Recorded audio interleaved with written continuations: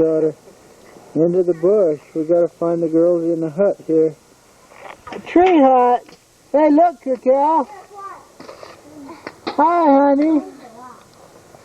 Who else is in there? Who is that? Erica? Yeah.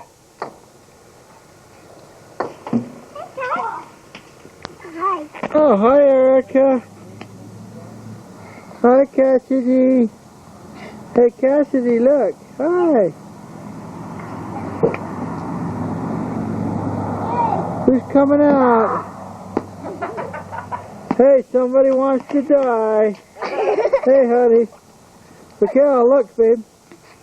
Hi, babe. Okay, thank you. Oh, and here's a happy birthday from Raquel. Johnny. You like this, Raquel? Kim. Oh, how nice. Ellen. Pretty. Oh, so the Robin. back end is green. Kim. Happy birthday, Sorry. Grandpa. Is that Vince? Karen. Oh, boy. Grandma. Oh, boy. Peanuts. Colleen. Peanuts. Susan. Do anybody else? Raquel, thank you. Tracy. Spring. Sarah. There's Erica. There's Grandpa, 70 years This old. is from Grandma. Loli and I Ching. Toya. Happy birthday, Raquel. Dad. Love, Yi Ching, and Loli. Cassidy. And it's little tiny Alexis. Lindsay. dolls in a Jamie. little glass. They salt and pepper shake. Flora. There's Johnny. You put them back to bed now? Put it back to bed. They're going. Bridget.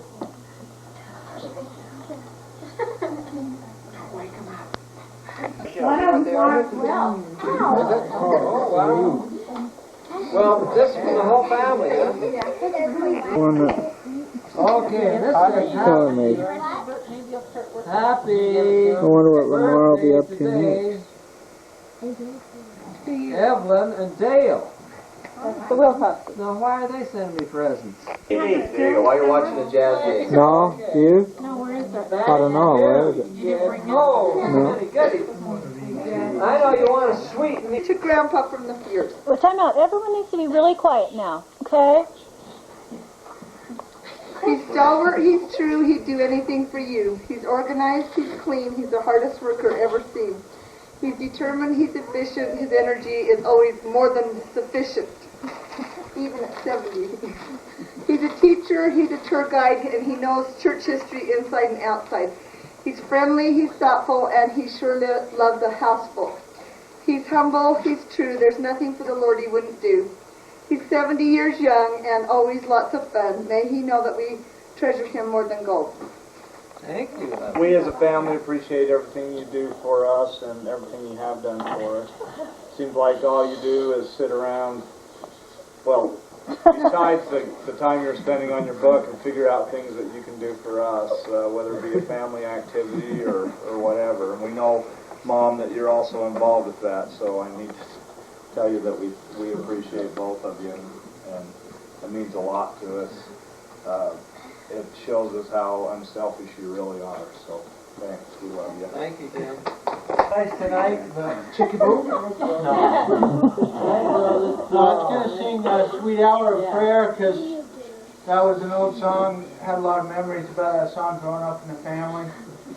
We used to sing it at Final Evening a lot, and I think we sang it in church a few times, didn't we? We probably did. Michael, we sang it in primary. Me and you and Tim sang it. Did You we? guys remember? I remember So learning. little. We used to have a thing there first. But anyways, I sang in the living room, didn't sound good. The kids can hang in there, okay, just take a second.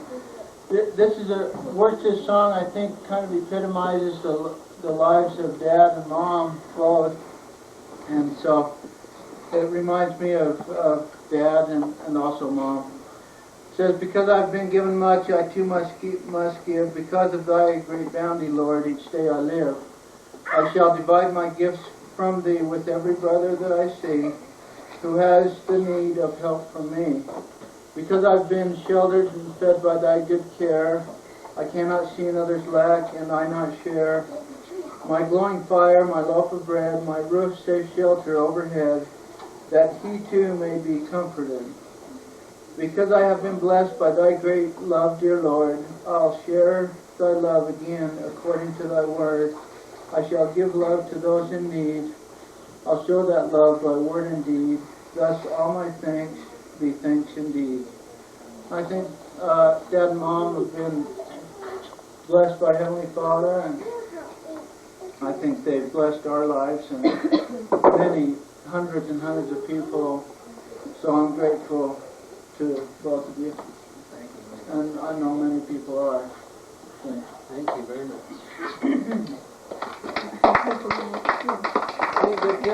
Here we go. There are 70 super things we like to say to honor Dad on his 70th birthday. He's a great example.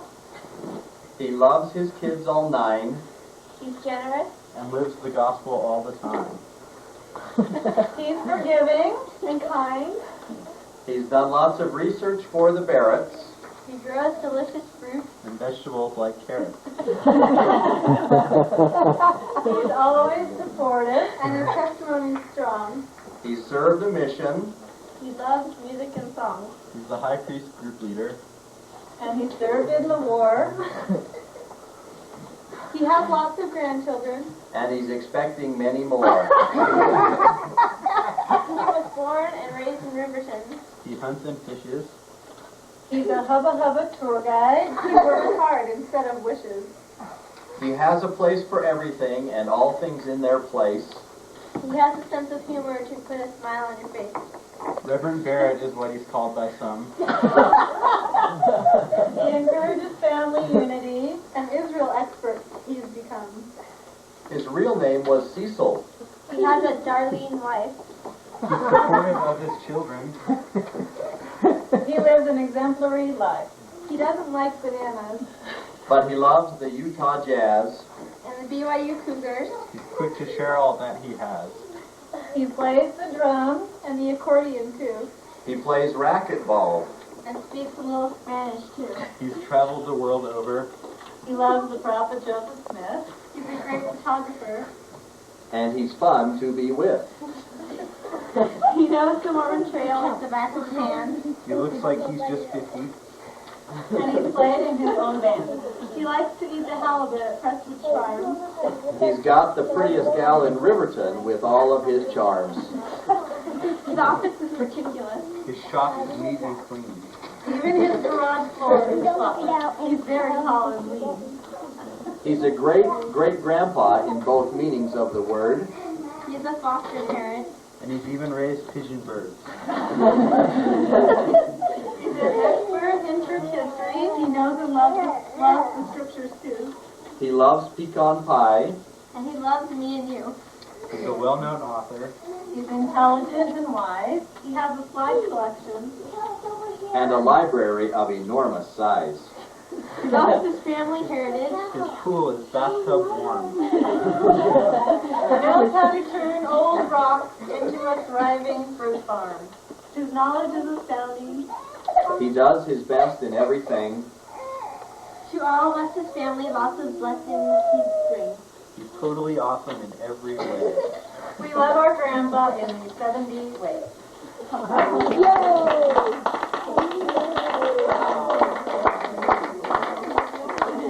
Grandpa is home, glad as I should be. Clap my hands and shout, and climb up on his knee. Put my arms around his neck, high and tight like this, and give him what a great big kiss.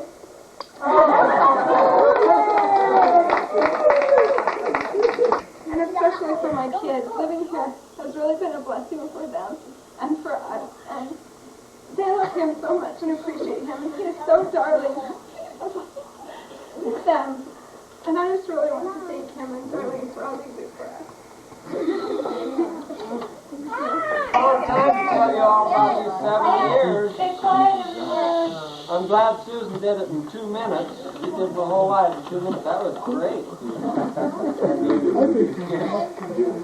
was neat. That's the way you do your autobiography. Yeah, I think I can do my autobiography in a hurry now. I've had that way. Well, one of these days we do want to write a little autobiography. But in the meantime, we're going to get these 2 books out of the way, and then we're going to start visiting our children and our grandchildren. We're going to just get in the car and go. And so just move over all of you. We're coming in for a bed. Sleep at night. But that'll be a little while yet, but we're planning on it. And I don't have a big speech, but it sure is wonderful to have children and grandchildren like you all. And as I look back now, I'm really grateful that we made the decision to buy the farm, that our kids could all be fruit farmers. I bet you're glad of that now, aren't you, Susan? Totally. Yeah. It isn't everybody can be raised on a fruit farm. And so that was a great experience. I remember the kids. Listen, you kids, listen. Sawyer. I want to tell you what we used to have out in the barn. You know where the barn is. We put a wire, a big round wire so strong, we put it clear from the top of the barn, clear out here to the bottom of an apple tree. Then we bought a pulley. So the kids would hold on to the pulley and they'd go zoom. Is that right, Kim? Yeah, we had a neat thing going. Had our own little, what do you call it? Zip line. Zeppelin. A Zeppelin. Well, that was fun. And we've got lots of great pictures of you kids spraying the fruit. They put up this fence clear down the line, way down there. That was a good job in those days. Plant all the trees. That was a lot of work. But they were helpful and it was good for them. I didn't like it when something broke and Michael had the barbed wire in his hands and went through his hands. So I didn't like that. Michael. Barbed wire broke and went through both. Both of you. Oh, okay. We had a hold of it. He was stretched. Stretching with the tractor or something and it broke and it came back loose. Well, there's times like that where it's not fun. Picking up rocks is fun though. Oh yeah. And we all of our kids have had experience picking up rocks. We used to grow those every year, didn't we, Martha? And I think about that when I go past our house over here on 950 East. 900 East again. And that place still looks great. The lawn looks great, and the trees look great. And our kids helped all that landscaping. We did all the landscaping ourselves. We did all this landscaping ourselves, too. Did you know that? All those shrubs around the front, those big shrubs, we went over the yards and got little tiny starts and planted those when they were about that high, little tiny things. Now they've grown up big. And we even took them to class at BYU in landscaping. Darlene and I did. And we learned how to landscape, so that's why our place is so beautiful. Darlene, she's an artist, as you know. So we think we did a good job. We especially think we did a good job with our kids. I mean, when can you go to the temple like we did in San Diego and take all the children and their spouses to the temple? That was really neat. And we need to do some more of that. Just with the kids around here. We need to get together for the temple like that. Well, Darlene, is that enough speech? I don't think Why don't you add something to that? we're not taking credit for all your good work. This is my wife. The one and only. She's a good one. We love her. Lamar doesn't mean to say that we're responsible for you kids being such good kids. We just like you. That you can't have. Well, we had good spirits. That's the That's what I mean. We had good spirits come to our house, and we didn't ruin them too much. They know it's hard being a parent. They're parents themselves now. They have a lot more. They have a lot more sympathy. A lot more sympathy The for us. mistakes we made. When they first got married, they probably said, "Well, we're not going to do it like Dad and goof up."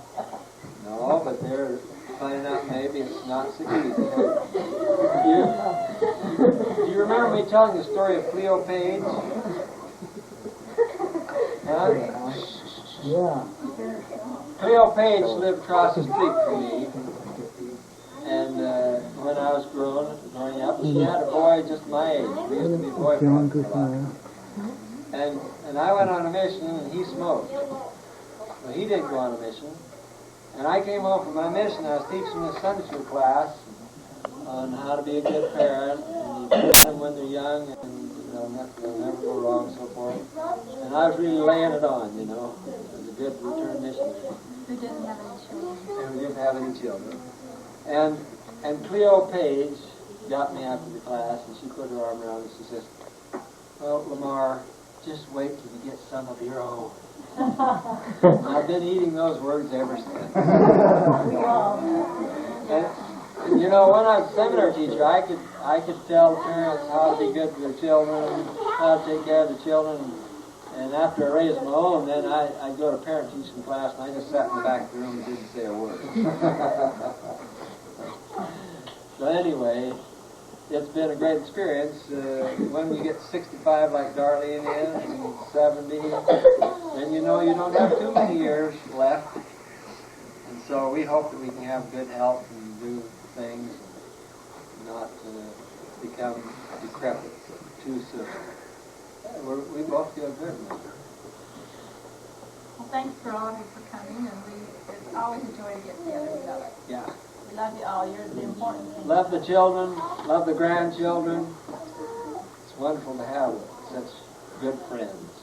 And we're glad Grandma's here, Colleen's here, And Tasha. and Tasha's here. So glad to have We're you really back. glad Tasha's back in the circulation. And we hope to keep her there. We'll put our arm around you anytime and love you and help you. So thank you very much for coming down and here and helping Lamar celebrate his 70th anniversary.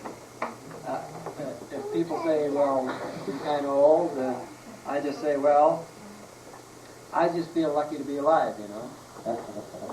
Because I was on the front line when I was 18, the oldest. Just Timmy, you're about 18, aren't you? Tyler's 18.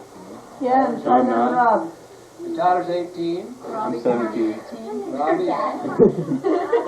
Robbie's 8. Oh, he is 18. Good guess. Oh, that's right. Give me that money back. Well, when I was your age, when I was the age of these boys, I was on the front lines in Germany, and half of the young men around me never came home. They're buried in Germany today. So I say, when people say, oh, things are really rough, I say, well, look, brother, you're just lucky to be alive. That's what I've told my students. You've heard me say that before, haven't you? Student says, I should have gotten an A instead of a C. I said, look him straight in the eye and say, look, brother, you're just lucky to be alive. Much less worry about your grades. Thanks, it's been nice talking to you. No.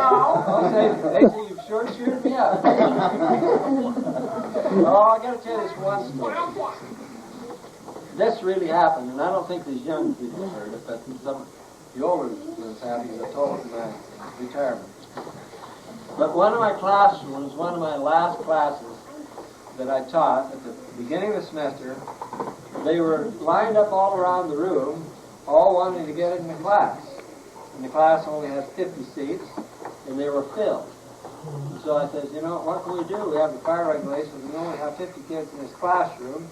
Why don't some of you kids go find you a handsome, young church history teacher and take church history from them? And one kid over here standing up at the wall said, held his hand up, and I said, yes. And he said, Brother Barrett, I want to take church history from somebody who's lived through it. I said, look, brother, I like spunk. You're in. Well, anyway, we're enjoying life. I work like a dog 14 hours a day, but I really enjoy what I'm doing, so what more could you ask for? Well, the Lord bless all of you, and we bless you as your grandparents, and hope that you kids will listen to your parents, do what they tell you to do, and grow up to be the most wonderful young men and young women that are ever were, please. We will.